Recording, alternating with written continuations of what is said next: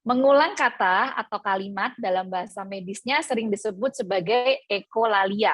Ekolalia ini bisa terjadi segera setelah anak mendengarkan kalimat tersebut atau anak bisa melakukannya dalam waktu beberapa jam bahkan beberapa hari kemudian. Nah, penyebab ekolalia ini masih belum jelas, tetapi banyak penelitian yang menyebutkan bahwa kurangnya stimulus bicara pada anak akan meningkatkan risiko terjadinya ekolalia. Oleh karena itu, menjadi hal yang sangat penting buat para orang tua selalu memberikan stimulus bicara untuk si kecil. Hal ini bisa dilakukan dalam aktivitas sehari-hari.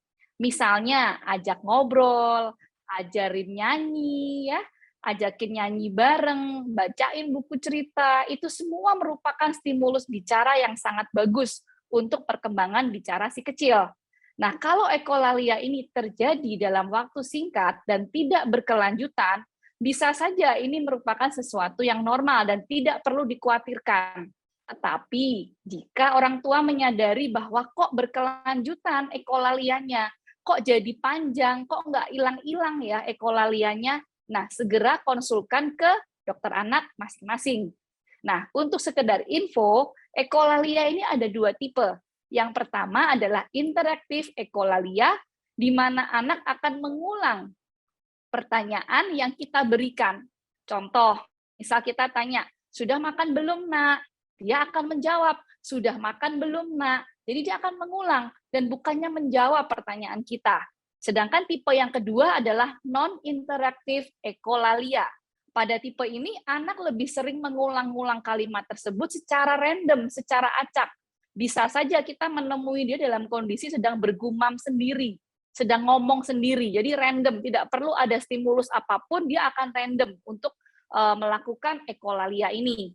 Nah, jika ada orang tua yang menyadari anaknya melakukan ekolalia ini dan berkelanjutan, berkepanjangan, segera konsultasikan ke dokter anak masing-masing ya.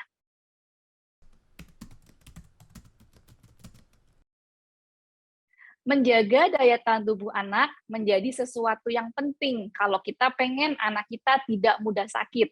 Nah, hal ini bisa dilakukan lewat 3 cara. Yang pertama, pastikan anak mendapat asupan nutrisi yang optimal. Imunitas tubuh akan sangat berkaitan dengan asupan nutrisi yang masuk, karena ini akan berhubungan dengan status gizi dan imunitasnya. Pertumbuhan tinggi dan berat badan anak yang sesuai dengan usianya adalah ciri tumbuh yang baik. Dan hal ini bisa kita lakukan dengan menghitung atau menentukan bagaimana komposisi makanan yang kita berikan untuk anak kita. Pastikan asupan nutrisi itu mengandung makronutrien dan mikronutrien. Makronutrien berarti adalah karbohidrat, protein, dan lemak. Ini akan dibutuhkan dalam jumlah yang cukup besar untuk menghasilkan kalori yang cukup untuk meningkatkan berat badan anak kita. Kemudian jangan lupakan juga mikronutrien, yaitu vitamin dan mineral. Walaupun diperlukan dalam jumlah yang sedikit, tetapi mikronutrien merupakan sesuatu yang esensial yang harus didapatkan dari luar tubuh kita, karena tubuh kita tidak bisa membuat itu sendiri. Oleh karena itu, pastikan makronutrien dan mikronutriennya semuanya tercukupi. Kemudian yang kedua, cara untuk menjaga daya tahan tubuh anak kita adalah dengan melakukan aktivitas fisik yang cukup.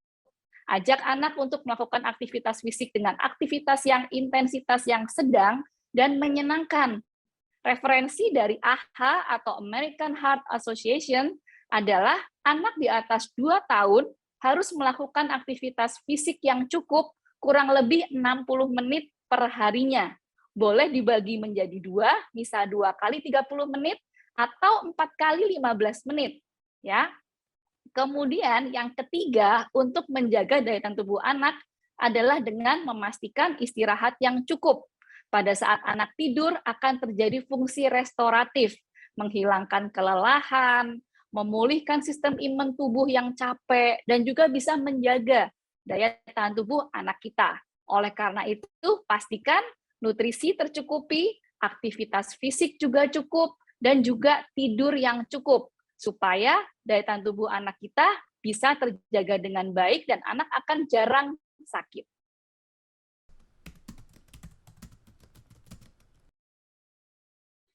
Stunting adalah suatu kondisi di mana panjang badan atau tinggi badan anak kurang menurut usianya, dan hal ini disebabkan karena malnutrisi atau kekurangan zat gizi dalam jangka waktu panjang.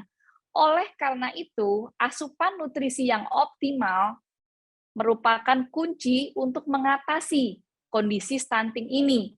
Kita harus segera memulihkan status nutrisinya atau status gizinya sehingga tinggi badan anak akan bertambah atau bertumbuh lagi, sehingga sesuai dengan usianya. Nah, kalau kita bicara tentang stimulasi apa yang diberikan oleh anak stunting, berarti ini berkaitan dengan perkembangannya. Oleh karena itu, untuk pertama kali screening dulu nih, perkembangan anak ini seperti apa?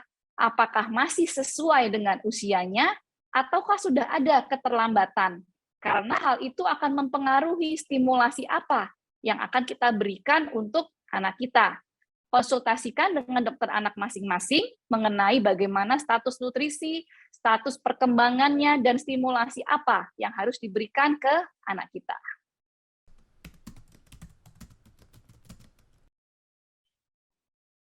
Pola makan anak yang sudah mulai susah teratur atau susah diatur adalah salah satu masalah makan yang sering terjadi di masyarakat kita. Ada penelitian dari IDAI, Ikatan Dokter Anak Indonesia, yang mau tahu gimana sih perilaku makan anak-anak Indonesia. Dan ternyata sebagian besar dari kita, dari anak-anak kita maksudnya, tidak menerapkan aturan makan yang baik. Ya, jadi yang namanya aturan makan itu bisa juga disebut sebagai feeding rules mungkin kalau orang tua sering dengar. Ya, dengan penerapan feeding rules ini akan membantu orang tua untuk mencegah terjadinya masalah makan dan juga bisa mengatasi kalau masalah makan itu sudah terjadi. Nah, aturan makan ini terdiri dari 3 aspek. Yang pertama adalah jadwal. Makan itu harus teratur, ada jadwalnya. Kapan makan utama, kapan makan cemilan atau snack, itu ada jadwalnya. Jangan sampai bertabrakan juga dengan waktu tidur ya. Karena kalau anaknya ngantuk, kita suruh makan, ya pasti dia nggak akan mood, dia mungkin akan bete lihat makanannya, ya kan? Kemudian durasi makan tidak boleh lebih dari 30 menit. Dan juga tidak boleh ada makanan lain yang masuk ke anak di luar jadwal makan yang sudah kita susun. Ya, kemudian aturan makan yang kedua adalah tentang prosedur. Kalau bicara tentang prosedur, kita bicara tentang porsi makan. Jangan terlalu terburu-buru langsung ngasih porsi makan yang banyak. Kita mulailah dengan porsi yang kecil, porsi yang sedikit. Ingat, lambung anak itu masih kecil kalau dibanding dengan lambung kita kan. Jadi mulai dengan porsi kecil, lihat responnya, kemudian nanti kita mulai tambahin porsinya. Dan kemudian tidak boleh ada distraksi pada saat anak makan. Kemudian pemberian air putih boleh, tetapi hanya di akhir makan. Jangan 1 sendok makan, MPASI-nya, terus didorong pakai 1 sendok air putih. Nanti yang ada anak kenyang duluan sebelum makanannya habis. Ya. Kemudian aturan makan yang ketiga adalah tentang lingkungan. Kita harus membuat makan itu menjadi sesuatu yang menyenangkan. Buat acara makan bersama. Gimana pun lebih enak makan bareng-bareng daripada makan sendirian kan. Kemudian juga tidak boleh ada screen time. Penting nih, banyak orang tua yang justru mengenalkan screen time pada saat anak mulai makan. Padahal tidak boleh. Ya, namanya makan sama nonton TV, sama ngelihat handphone, sama main gadget, itu adalah distraksi buat anak. Jadi tidak diperbolehkan sama sekali. Nah, dengan penerapan feeding rules atau aturan makan ini, jadwal, prosedur, lingkungan, jika kita lakukan dengan konsisten, itu akan membantu kita untuk mencegah dan mengatasi semua masalah makan yang terjadi.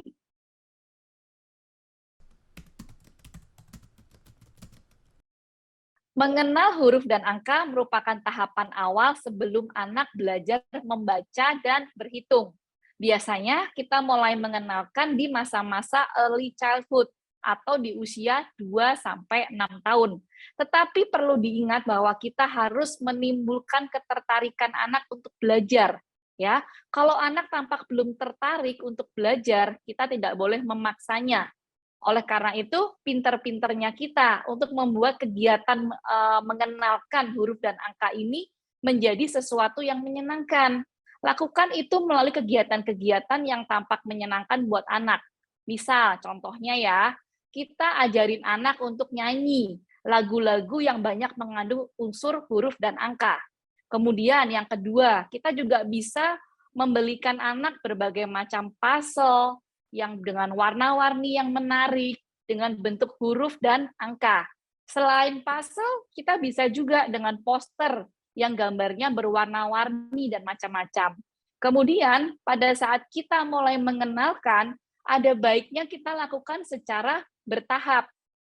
Misalnya, kita mau mengenalkan angka, mungkin awalilah dengan angka 1 sampai 10. Lakukan itu secara konsisten, sampai anak sudah benar-benar hafal, baru kemudian kita menambahkan angka 11 sampai 20. Demikian juga dengan huruf. Mulailah dengan beberapa huruf pertama. Nanti setelah anak sudah merasa nyaman dan sudah merasa happy, barulah kita tambahin dengan huruf-huruf lainnya.